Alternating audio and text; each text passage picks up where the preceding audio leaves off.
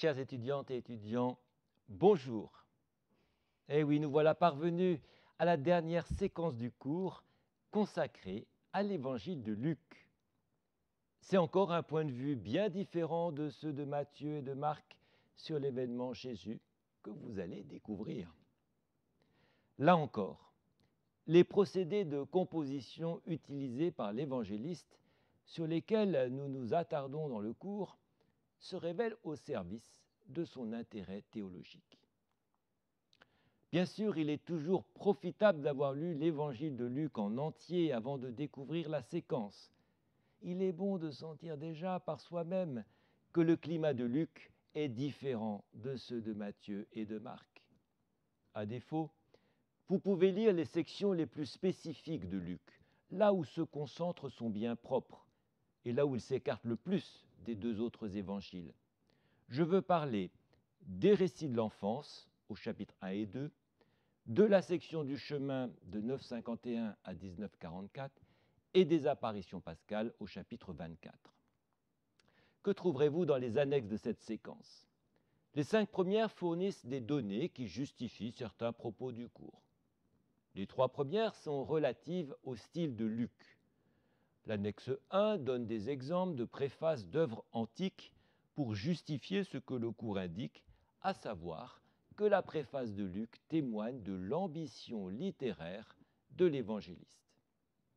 L'annexe 2 et l'annexe 3 donnent des exemples respectivement de l'habileté stylistique de Luc et de l'inscription de son évangile dans la continuité de la Septante. L'annexe 4, qui donne le plan de l'évangile, vous sera utile pour en suivre l'intrigue. L'annexe 5 justifie ce qui est dit du parallèle entre Jean-Baptiste et Jésus dans la section 6 du cours.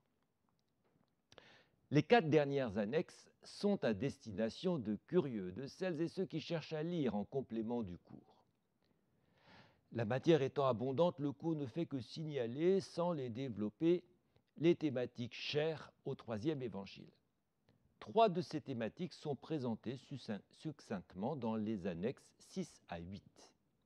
Le rôle de l'Esprit Saint, annexe 6, l'enseignement sur la prière, en annexe 7, et la place des femmes dans l'œuvre, annexe 8. Je suis sûr qu'il y a des gens qui vont lire. Comme nous l'avons déjà proposé dans les annexes sur les évangiles de Matthieu et de Marc, l'annexe 9 s'interroge sur l'effet qu'entend produire l'œuvre lucanienne sur son lecteur. Il me reste à vous féliciter pour votre persévérance. Bravo, vous êtes allés jusqu'au bout de cette introduction aux évangiles. J'espère vraiment qu'elle vous aura intéressé. Quand vous aurez refermé la dernière séquence, vous disposerez de l'ensemble des clés nécessaires pour poursuivre par vous-même l'étude des évangiles synoptiques. Vous avez acquis des connaissances sur ces évangiles, sur l'histoire de leur formation et sur l'histoire de la recherche à leur sujet. Vous voilà maintenant bien équipés. Je ne saurais trop vous encourager à réviser le lexique des notions du cours que vous avez constitué. Il est la base de préparation de l'examen. Vous pouvez vérifier que vous avez acquis ces notions par les tests proposés à chaque séquence de cours. À vous maintenant d'ouvrir la dernière séquence du cours, l'Évangile selon saint Luc. Bonne lecture et belle découverte.